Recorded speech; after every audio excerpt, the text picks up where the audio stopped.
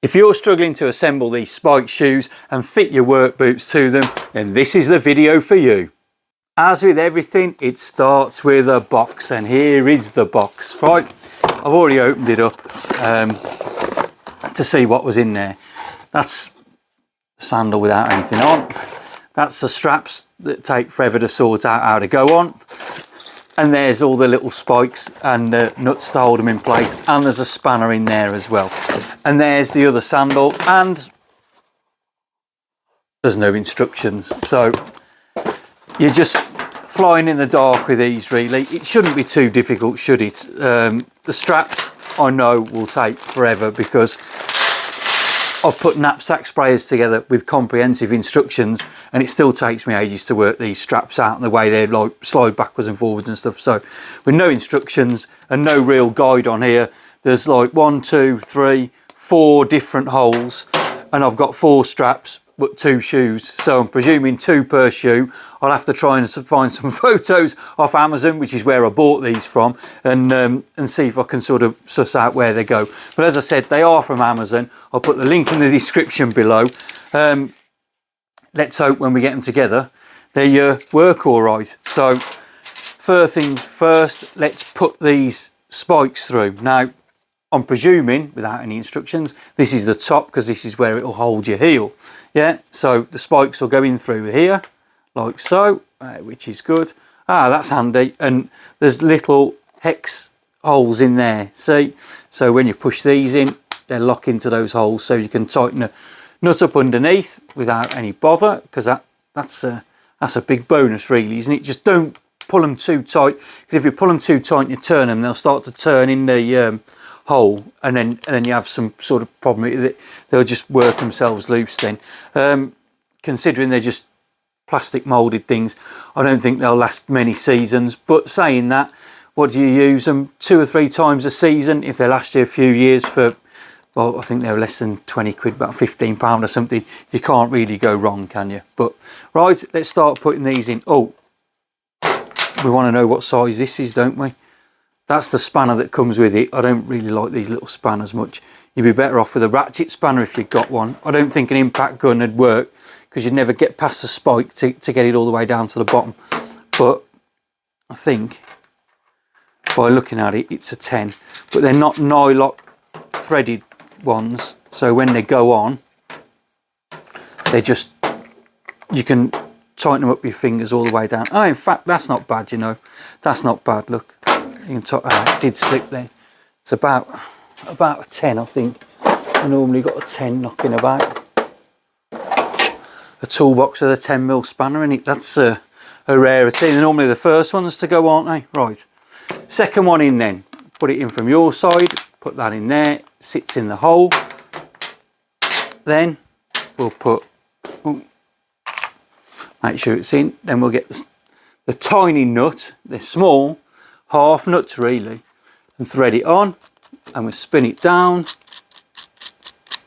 like so. Once it's down to the bottom, we can get our spanner, use the ring end on this spanner, make it easier to tighten up, stops it slipping off like we did with the other one.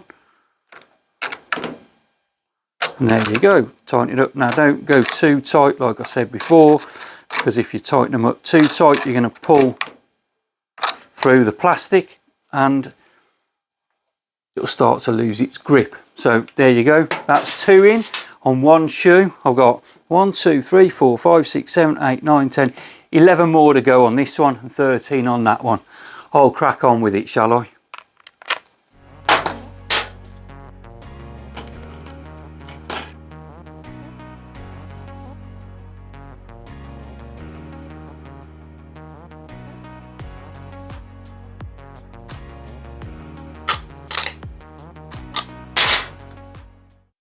There you go then.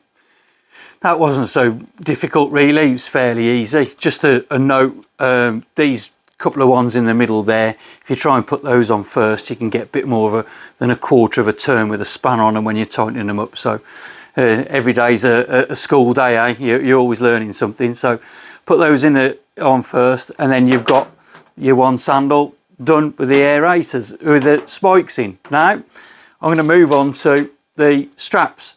And I was thinking, to myself when I was doing that, I should have probably put the straps on first, because now I'm dealing with a very spiky sandal and trying to adjust some straps. So I'm going to have a quick look on the Amazon listing that I got these from and see if I can find some photographs, basically to see how these go and where they go. I'm presuming there's one, from what I can remember, there's one at the front and it will sort of go over the toe of your boot.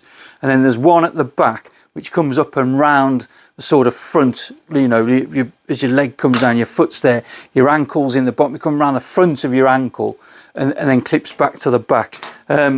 All the straps are the same size. I just got to work out how to get them in and which sort of configuration to use. So give me a few moments, I'll grab a photo and I'll come back and see if I can work it out. Right then, it took a little longer than I thought, to say the least. I've been practicing with these straps and I've put them on this one without the spikes in, so it was a bit easier to do. And now I'll try and do this for you. Now, I'm not sure how well this will go when we're on camera, but I'll give it a blast. So first of all, you just get your strap with the normal end on like so. We can take that off, put it to one side. And then we've got the adjuster bit, or the locking little bit there. We take that off as well. Right, now, on one of the straps on that one, I put it on backwards, which is never great, is it? So you've got to think, when you're putting the strap, we'll do the front one first because it's easy to look at. When we're putting this on, we need that to be that way, right? Not that way, because it won't tighten up against your shoe. It'll be leaning backwards, which is what I did on one of those. So it's got to be over that way, right? So it's got to be over that way. Now, if I remember correctly, I'm trying to look now. Do I put that right so it'll go across there? Let me think, let me work this out again. Let me work this out. Right, it goes down in through this one, right? Down in through here. Down through there, up through there. You wouldn't think, would you, I could strip down a complete motor engine, clean it all, service anything that needs looking after and put it all back together and get it running again. But give me some of these straps and I'm flummoxed. I'm all over the place. Right, so this one now goes back in through here. Right, so we've got the strap laying across the bottom.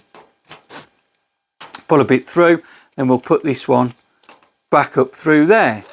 So that's how it goes. Now it goes like this because one, your foot should be sat on there, so it's pulling up against your foot all the time and the pressure's on there. And two, it's not underneath, because if it went underneath it would come across this spike and be stuck in the middle and you won't be able to adjust it very well. So that's how it works. And I must say, it's a lot easier to put the straps on first without putting spikes in, but there you go, you live and learn. Now, that's more or less the same. Look, I was quite lucky with that one. If you need to adjust it backwards and forwards, you have to pull a bit through, pull a bit through. It's the same principle as a seat belt, really. It's just a little bit difficult because whenever you ever install the seat belt, they just come already in, don't they? So that's it. Now with this one again, we put this through that side of there. Now there's some grooves on here that you might be able to see, and the grooves cause it to lock when it's pushed in. So we come up through there and up through that side, and then when it sits on there, it sits flush like this and moves up and down. When you pull it tight, it sits on those grooves and it's very difficult to move. So that's how you do that. And then lastly, we'll move that down to the bottom. And then lastly, this bit goes on. Now again, we put it through the top piece first, fold itself over and back down there. Again, there's grooves on there, so when it pulls tight, those grooves act as a lock and pull it in. So push it up through there like that, which makes that free moving. And when we fold it over itself and we put it back through there, now it's still free moving.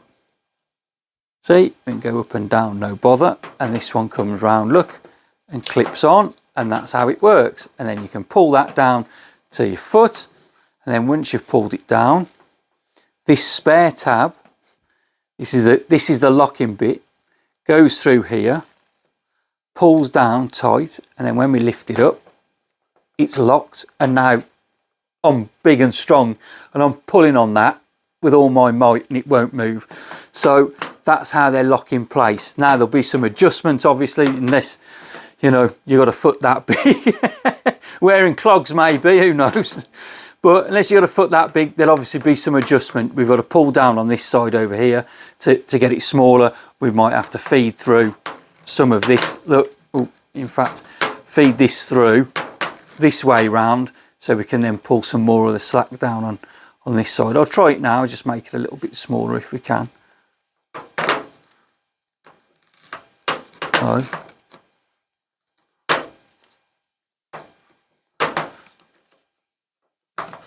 scratching up my nice polished engine table, look, with these spikes. So there you go, look, we've made it smaller. See, made it smaller. You can put your foot in there, you can then put that through and lock it again. So that's how it works. Now, I use these for or we will use them for lawn aeration. These here are probably about 20-25 mil altogether with a spike on there. It's not a huge depth, but it's all right. It'll allow the air and nutrients to flow through and sort of break up your compacted soil, so that's not bad. But I've also been reading that people use these in the winter, you know, for like stepping on ice, where ice is really slippy and you can stand on top and the spikes will grip. I'm not sure how great that is, because I'll be a bit worried that they just sort of scoot along, so there's not much pressure on there. But apparently they break through the sort of thin ice and they'll grip, and you can walk on it. Or another use for these is people, when they're leveling floors, you put down a thing called self-leveling compound. So this table slopes all different ways, it's got drain holes in it. It's an engine table really, designed for taking engines apart and all the fluids and whatever all drain down in here. That's why it's polished metal and it keeps it clean. But when you're laying a floor, say we'll level this out, put self-leveling compound on, and you're pushing it backwards and forwards, and you can walk across. Now if you're walking across with your normal boots on, you're just making big footprints everywhere you go. Self-leveling compound's never more than sort of 20 mil deep anyway, which is ideal for these. And when you push on, these would go in through the self-leveling compound, and when you pull out, it's only got a small surface area to fill back in. And they actually use a spiked roller. I've seen them use a spiked roller, and they go backwards and forwards to release any air bubbles from the self-leveling compound. So that's a use for these that I never even knew existed until I checked the Amazon listing again for the photographs on how to do this. And as I say, no instructions on Amazon either, but there were some photographs and I managed to work it out from the photographs. A bit of trial and error, but I got there in the end. Now, I'll do this one at the back just to show that it wasn't a fluke. Right, I'll do it. So again, we want this on the same side, don't we? So we need it like so, and then we'll go down through the outside one, up through the inside one. Look, I'm doing it like a pro now, look. Well, I say that, I've got to go back to the first one I did over there and put it back and put it round the right way. So that comes up through there.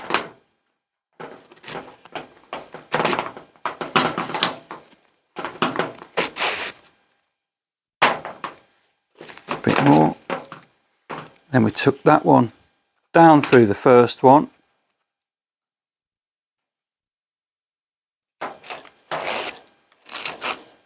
And bring it up through the second. And make sure that you've got everything the right way round and that it's not twisted. I didn't do very well with that one, did I? It's supposed to be even. There's me saying I'm doing it like a pro. That's not so far off. And then this again, we're putting this on with the grooves. They're very, very tiny grooves, you can see. But we'll put this on. And once you've done one, you can look at it and refer back to how you actually did it, see. So it makes it a lot easier. Thread that on there. And this is a transferable skill. I've done this before. I've set up knapsack sprayers and things, all sorts of stuff with these on. And every time, it's like, well, it must be 2 years ago or more before I did it, since I last did a sprayer. And you forget about these things, and then you sort of look at it and you see how the grooves work and you think, oh, right, I can work it out from there somehow. But a photograph is always handy, and if somebody's made a video like this, it makes it even easier, right? So there's that one locked in and locked on. And that strap is over the right way, and then this one comes round the front of your ankle or your boot, and then that one goes over the toe. So that's how they hold on there. So there you go. Right, all I've got to do is put the spikes back in here and we'll be all set to go. Well then, I could do with a peg on my nose for this bit now. I've got my work boots here, as you can see, and that's the bare aerator sole, sandal, shoe, whatever you want to call it. And then these are a size 10. You can tell they're mine, look, covered in grass. That's it. So size 10, and they fit just into the back, like so, like that. The steel toe caps are a little bit chunky at the front, but a size 10 look will fit. That's it strapped on, and you can see it's solid on there. They're not going to move, and the reason they won't move is because we've locked this in through there. So once you've tightened this strap up, you put this on like this, and then you pull that down tight, and it goes tight. And it doesn't matter. You prefer that sitting in the middle really when you're doing it, but it's not essential. And then you put that through there. Hold on, I'll move it round so it is in the middle, then we can have a better look.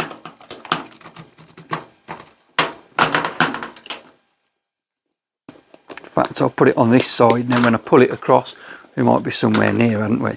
So we pull this down, look, and as you can see, it pulls it down tight. You wouldn't put it down that tight if you got your toes in, would you? Because you'd crush them. You steel toe cap on the end, but not on this nice soft bit. And then once that's in, you've pulled it fairly tight, you pop that in through that bit, and it's still moving freely, but the locking bit is you pop it in through this side here. Cool. So once you've watched this video, you'll be able to do rucksacks, knapsack sprayers, or car seats, all sorts of things, right? So then we pull that down tight, and that is tight in there. That won't come off now. In fact, I'll pull that tight, look, pull it down like so, pull that one tight, and that's it, that's tight. Man, these are sharp, but that's as tight as it goes. So what I'd do really, if you're going to use these for whatever reason, whether you're aerating your lawn or you're using them for self-leveling compound, I'd take your boots off, put them in, set them more or less where they need to go. You know, give yourself a bit of adjustment, but put them more or less where they need to go. And then when you put your boots, so you take them off again, put your boots on, slide into these, put them on, pull them up, and you should be there or thereabouts. There's a bit of like slack on here. I don't quite know what we'll do with this. Probably tuck it inside the laces, or if you're confident that you're going to use the same ones again, you could just trim it off with a pair of scissors. So there you go. That's the Amazon. Well, I got these from Amazon. Lawn aerator or spiked shoes. So give me the thumbs up and subscribe if you can, that would be great. And if you want to see me using these in action, I'm doing some lawn aeration videos with all sorts of different tools, mechanical and these as well. So it should be a bit of a laugh. Thanks again for watching. I really do appreciate it. Hope you found it informative. I'm Jimmy the Mower. I'll catch you on the next one.